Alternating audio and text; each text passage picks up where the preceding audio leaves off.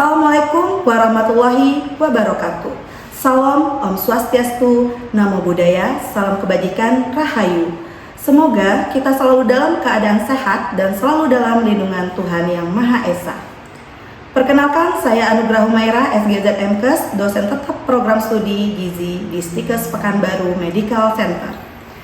Video ini saya buat sebagai salah satu bentuk pemenuhan persyaratan sertifikasi dosen tahun 2026, yaitu pernyataan diri dosen dalam bentuk unjuk kerja Tridharma Perguruan Tinggi atau yang biasa disebut dengan PDD UKT-PT, khususnya pada bidang pengajaran pendidikan dan pengajaran. Pada kesempatan ini saya akan memaparkan salah satu mata kuliah yang saya ampuh, yaitu Gizi Perkotaan, dengan pendekatan dia delivery, interaction, dan assessment. Delivery merupakan proses penyampaian materi pembelajaran secara sistematis agar mahasiswa dapat memahami materi dengan baik.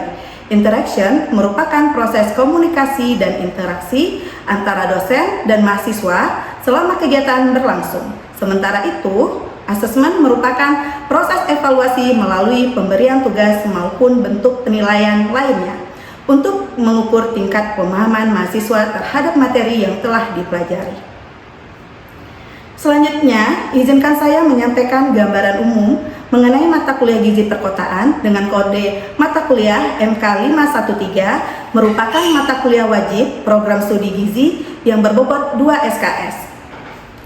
Mata kuliah ini berada di semester 2. Mata kuliah ini dirancang agar mahasiswa memahami berbagai permasalahan gizi yang berkembang di wilayah perkotaan serta mampu menganalisis faktor-faktor yang mempengaruhi status gizi masyarakat urban. RPS ini disusun mengacu pada capaian pembelajaran lulusan program studi. Beberapa CPL yang menjadikan dasar mata kuliah ini antara lain kemampuan berpikir logis, kritis, sistematis, mampu mengambil keputusan berdasarkan analisis data, menghargai keberagaman budaya, menjunjung etika akademik, serta bertanggung jawab terhadap profesinya. Selanjutnya, CPL tersebut diturunkan menjadi capaian pembelajaran mata kuliah. Sehingga setelah menyelesaikan mata kuliah ini, mahasiswa diharapkan mampu yang pertama, memahami konsep urbanisasi dan gizi, kedua, menjelaskan urban nutrition food, yang ketiga, menganalisis diversifikasi pangan, yang keempat, menjelaskan penyakit yang banyak terjadi di daerah perkotaan, yang kelima, melanjutkan kajian status gizi masyarakat urban, yang keenam, memahami nutrisi security, yang ketujuh, menjelasi pangan halal, yang kedelapan, nutrition for stressor, kesembilan, densitas penyedia makanan camilan, yang kesepuluh, dual burden of malnutrition, dan yang terakhir, hingga nutrisi polisi. Strategi pembelajaran menggunakan pendekatan student-centered learning. Metode yang digunakan meliputi kuliah interaktif, diskusi, presentasi kelompok, studi kasus, praktikum, presentasi jurnal, dan belajar mandiri. Melalui strategi ini, mahasiswa tidak hanya memperoleh pengetahuan, tetapi juga mengembangkan kemampuan berpikir kritis, komunikasi ilmiah, kolaborasi, dan penyelesaian masalah masyarakat.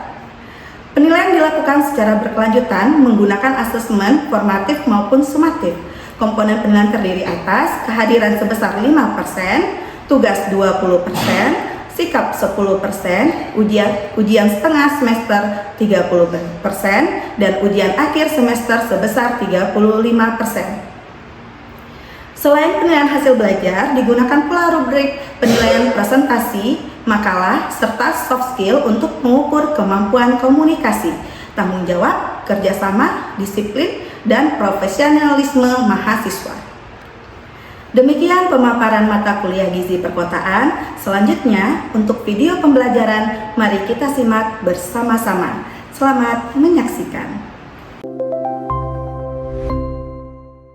Assalamualaikum warahmatullahi wabarakatuh. Waalaikumsalam warahmatullahi wabarakatuh. Baik adik-adik, selamat siang. Siang, Bu. Oke, hari ini kita masuk ke pertemuan keempat, yang mana pertemuan keempat ini terkait dengan degenerative disease, penyakit degeneratif dalam perspektif gizi perkotaan. Oke, baik, pertama kita akan nanti membahas tentang definisi penyakit degeneratif itu apa. Terus yang kedua kita akan membahas tentang faktor-faktornya. Yang ketiga kita membahas tentang jenis penyakit degeneratif. Yang keempat, hubungan gizi dengan penyakit degeneratif. Yang kelima, peran antioksidan. Dan yang terakhir, kita akan membahas prinsip dietnya. Oke, ini adalah gizi perkotaan dan penyakit degeneratif. Siapa sih yang tahu itu penyakit degeneratif? Ya, Pak I, silakan. Jadi, Bu. Boleh. Perkenalkan, nama saya Muhammad Farid Tanjung. Penyakit degeneratif itu adalah penyakit yang terjadi akibat penurunan fungsi organ secara bertahap dan berkaitan dengan proses penuaan gaya hidup, pola makan tidak sehat, serta faktor lingkungan. Oke, baik. Plus buat Kak I. Jadi penyakit degeneratif itu adalah penyakit yang diakibatkan terjadinya fungsi organ secara bertahap dan berkaitan dengan proses penuaan, gaya hidup, pola makan yang tidak sehat, serta faktor lingkungan. Apa saja sih penyakit-penyakitnya nanti yang terjadi? Ada penyakit kronik, tidak menular, terus berkembang perlahan, berhubungan dengan gaya hidup, dan memerlukan pengolahan jangka panjang. Lanjut, kita mengapa sih penyakit degeneratif ini meningkat di kota di kota? Ada yang tahu?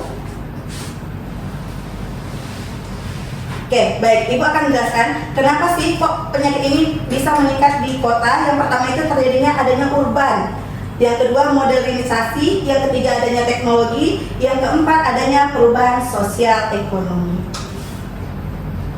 Ini adalah faktor risiko penyakit degeneratif. Kenapa sih penyakit degeneratifnya ada faktor risikonya? Ada yang tahu nggak? Ya, siapa? Oke, dia Mirka. Perkenalkan, nama saya Mila.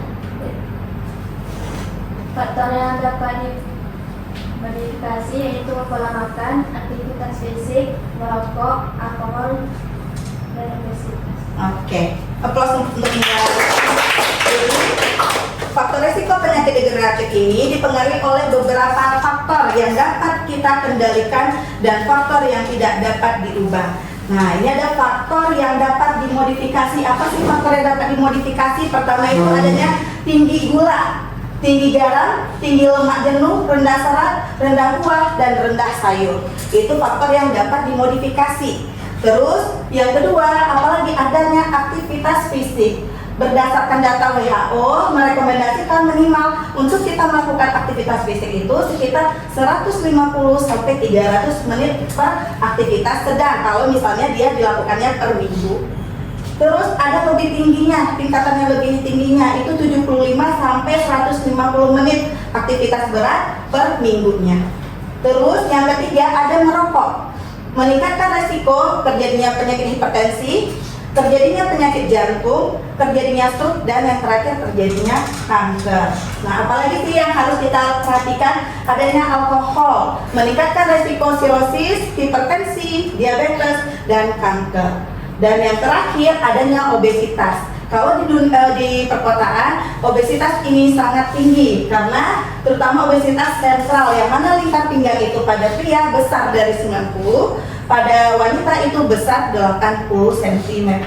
Nah, ini kita lihat nih, kalau misalnya udah seperti ini badannya, tandanya sudah obesitas. Oke, faktor yang tidak dapat dimodifikasi apa? Usia atau umur.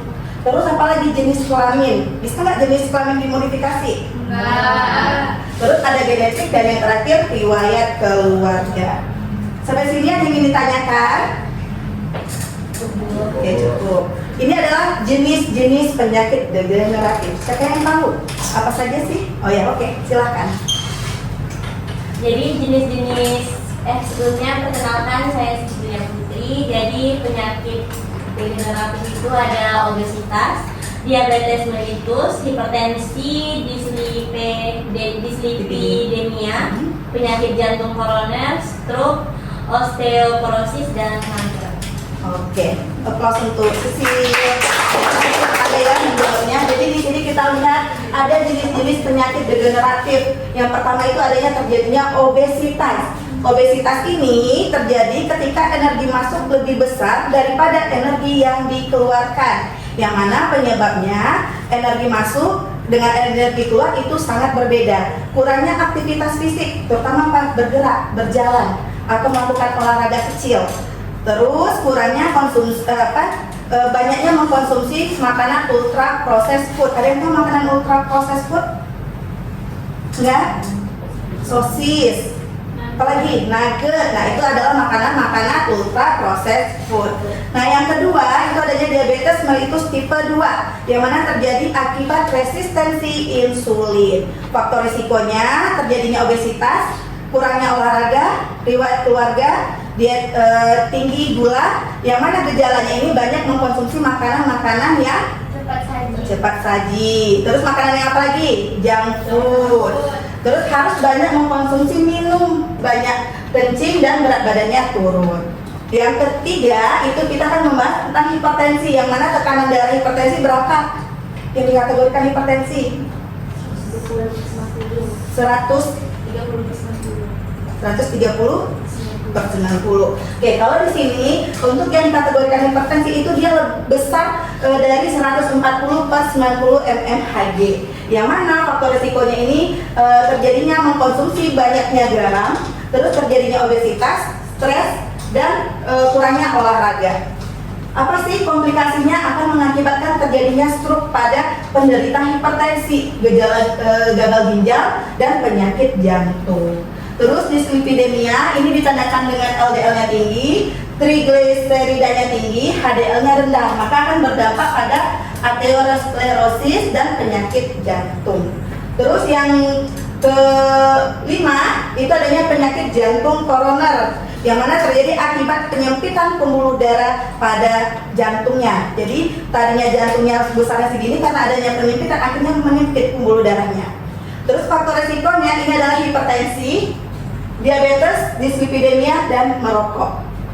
Yang keenam itu adanya stroke, terjadi akibat sumbatan pada pembuluh darah baik di otak maupun di seluruh tubuhnya. Adanya diabetes, terus faktor risikonya ada hipertensi, diabetes, obesitas, dan merokok. Nah, yang keenam itu adanya osteoporosis disebabkan oleh kekurangan kalsium, terus kekurangan vitamin D, dan kekurangan aktivitas fisik. Dan yang terakhir adalah kanker. Ini beberapa kanker dipengaruhi oleh pola makan seperti kanker kolon, kanker payudara, dan kanker lambung. Sampai sini ingin tanyakan? Ya. Perkenalkan Bu, nama saya Nadila Mekwari. Kenapa Bu penyakit degeneratif itu banyak ditemukan di masyarakat perkotaan Bu? Oke, terima kasih Nadila. Baik, kenapa sih penyakit degeneratif itu banyak ditemukan di perkotaan? Ada yang tahu nggak? Adik-adik? Tidak. Oke, yang pertama itu karena terjadinya pola makan yang tidak sehat. Apa sih pola makan yang tidak sehat? Makan makanan yang apa? Cepat saji. Terus makanan yang apa lagi? Junk food. Terus apa lagi? Ultra processed food. Terus ada juga karena kekurangan aktivitas fisik, karena seringnya duduk di tempat kerja yang dari jam 7 sampai jam 5 baru pulang, akhirnya mengakibatkan penyakit-penyakit degeneratif ini. Terus adanya gaya hidup yang mana makanannya makan tidak sehat. Nih, pakai teknologi. Misalnya salah satunya menggunakan melalui aplikasi Shopee Food. Nah, dipesan sekarang udah tiba 15 menit kemudian di rumah kita. Nah, itulah yang dapat menyebabkan penyakit-penyakit degeneratif yang ada di perkotaan. Oke? Oke Bu. Oke, kita lanjut. Ini adalah hubungan gizi dengan penyakit degeneratif, yang mana asupan yang tidak seimbang, dampak dalam tubuh, dan penyakit degeneratif. Jika gulanya berlebih, maka yang dihasilkannya apa terjadinya? Diabetes, obesitas, Oke. Terus kalau dia garamnya berlebih akan mengakibatkan apa? hipertensi, stroke, Oke. Kalau lemak jenuh akan mengakibatkan? LDL meningkat, Oke. Kalau lemak trans ini adalah makanan-makanan yang cepat saji tadi, akan mengakibatkan? osteoporosis, Oke. Kalau misalnya seratnya rendah? gangguan pencernaan, diabetes, kanker kolon, Oke. Kalau dia buah dan sayurnya rendah akan mengakibatkan? kekurangan antioksidan, dan peradangan kronis. Nah, itulah dia hubungan gizi dengan penyakit degeneratif. Nah, apa sih peran antioksidan pada tubuh? Nah, di sini kita melihat peran antioksidan ini adalah melindungi tubuh dari radikal bebas. Yang mana contohnya adanya vitamin C. Vitamin E. Vitamin A. Vitamin Selenium. Terus? C. Flavonoid. Polifenol. Polifenol. Itu adalah vitamin-vitamin yang antioksidannya tinggi untuk tubuh. Dari mana sumbernya bisa kita dapat tadi dari vitamin-vitamin ini? Bisa berasal dari buah, dari sayur, kacang-kacangan, dari teh hijau. Nah, itulah yang kita bisa mengantioksidankan tubuh kita supaya tidak terjadinya penyakit degeneratif. Oke, ini adalah prinsip diet pencegahan penyakit degeneratif, yang mana kita harus memperbanyak sayuran, buah, whole grain, ikan, kacang, dan air putih.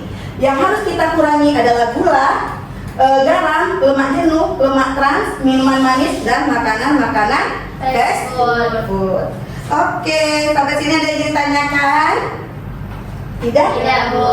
Baik, karena pertemuan kita sudah selesai, maka Ibu akan ada memberikan soal kasus yang nanti akan Ibu berikan kelompok. Yang kelompok pertama ada Raini sama Dila, kelompok kedua ada Salsa sama Husna, kelompok ketiga ada Mila sama Septi, kelompok keempat Sisil sama Salsa, kelompok keenam ya.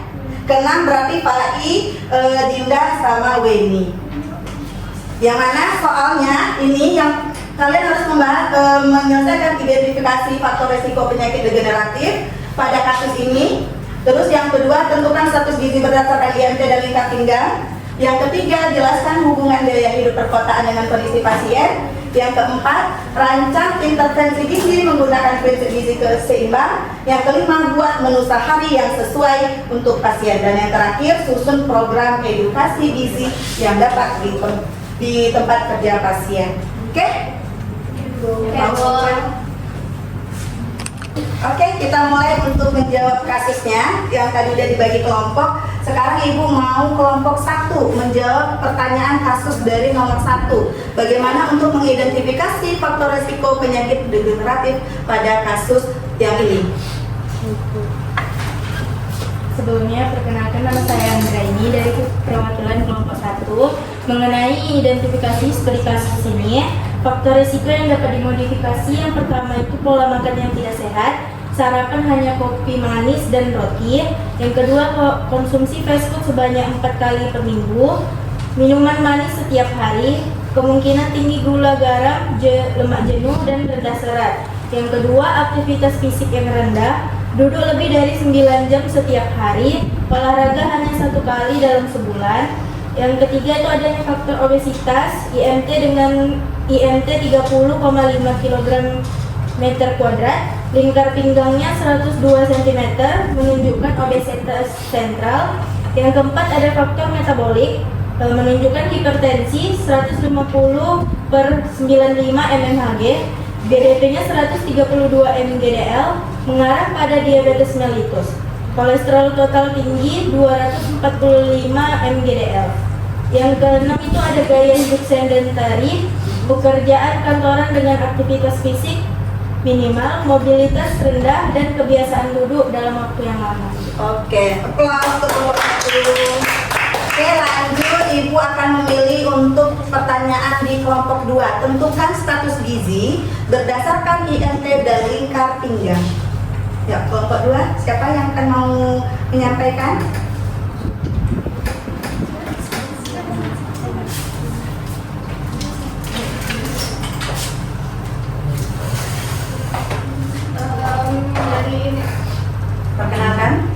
Perkenalkan nama saya Salsa Claudia. Saya akan menjelaskan tentang status gizinya. Status gizinya IMT-nya di 30,5. Itu termasuk obesitas. Terus lingkar pinggangnya ada di 102. Itu termasuk di obesitas sentral. Termasuk di obesitas sentral. Oke. Siap. Oke, tepuk tangan untuk pertanyaan nomor 3.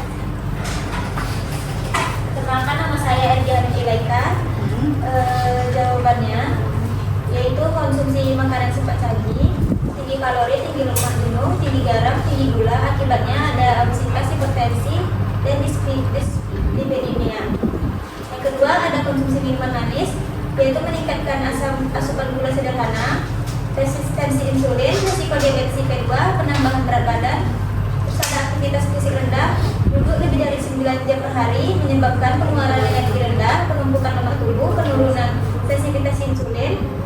Yang keempat ada urban lifestyle, kesibukan bekerja menyebabkan lebih sering membeli makanan cepat saji, kurang waktu memasak, kurang olahraga, dan stres cepat saji. Oke, close. Kelompok 3. Untuk kelompok 4,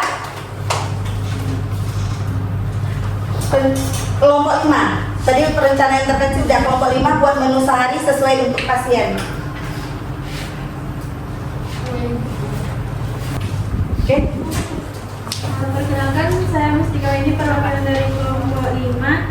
Contoh menu seharinya: sarapan oatmeal dimasak dengan susu rendah lemak, 1 butir telur rebus, 1 buah apel, teh tanpa gula. Selingan paginya 1 buah jeruk dan 10 sampai 15 butir kacang almond tanpa garam. Makan siangnya nasi merah kurang lebih 150 gram, ikan kembung bakar, tumis brokoli dan wortel, lalapan mentimun dan tomat, air putih. Selingan sorenya yogurt rendah lemak tanpa gula dan 1 buah pir. Makan malamnya nasi merah kurang lebih 100 gram, dada ayam panggang tanpa kulit, sayur bening bayam, tahu kukus, air putih. Minumannya air putih 8 sampai 10 gelas per hari tanpa minum dan berpemanis. Tanpa minum yang berpemanis ya. Oke, plus untuk kelompok terakhir. Nah, yang terakhir Ibu mau melihat bagaimana cara mengintervensi gizi pada prinsip gizi seimbangnya. Kelompok intervensi yang mana?